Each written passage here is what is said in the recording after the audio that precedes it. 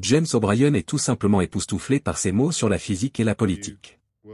James O'Brien commence la discussion en disant: vous étiez irrésistiblement attiré par les matières dans lesquelles vous n'étiez pas nécessairement le meilleur. En ce faisant, vous pouvez bluffer votre chemin vers une matière comme l'histoire ou bien l'anglais.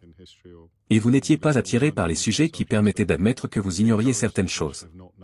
Vous étiez attiré par les sujets qui avaient un avenir certain, c'est-à-dire, un sujet où vous pouviez vous asseoir, même si cela prenait 7 ans et au final dire, je l'ai fait.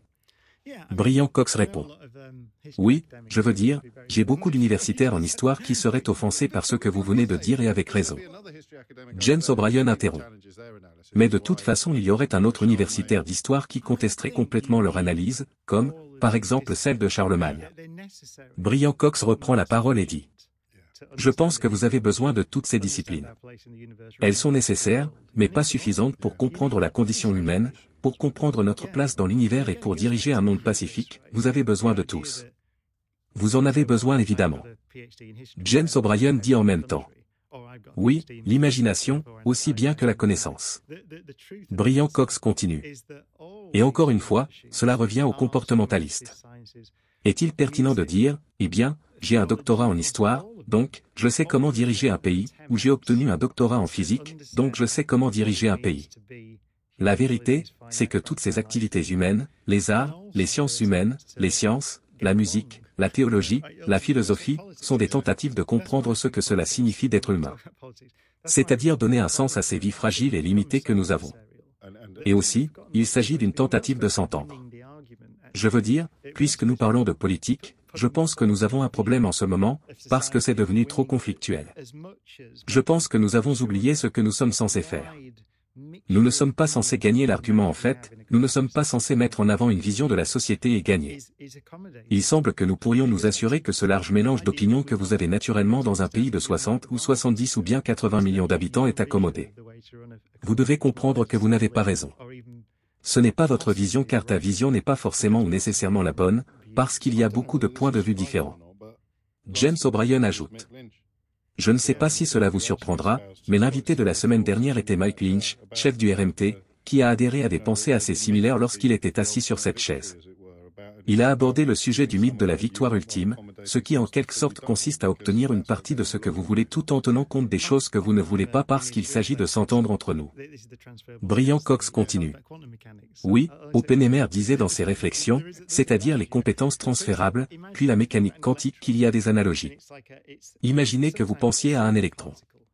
Et c'est comme si c'était une seule particule. Vous devez le considérer comme un point, comme un objet, un grain de sable. Probablement que la plupart d'entre nous ne pensaient pas à regarder les particules.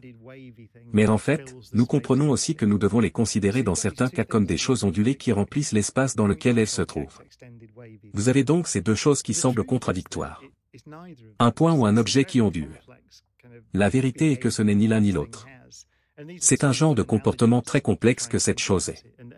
Et ce sont deux bonnes analogies sur lesquelles nous devrions méditer. Et ces analogies sont applicables dans différentes circonstances. Donc, ils ressemblent à des idées qui sont complètement perpendiculaires l'une à l'autre, et qui se contredisent mutuellement. Vous devez les tenir tous les deux dans votre tête, vous devez avoir la compétence, qui est de les tenir dans votre tête.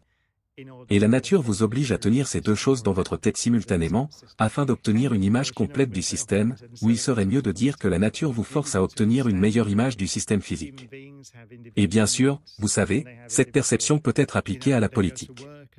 Vous devez comprendre que les êtres humains ont des besoins individuels, par exemple, ils vont au travail et ils veulent garder autant d'argent que possible où qu'ils soient, donc, ils ont une vie individuelle mais ils ont aussi une vie sociale, les communautés existent, et tous les êtres humains comprennent qu'ils doivent faire des compromis et travailler ensemble. Et ils en ont fait.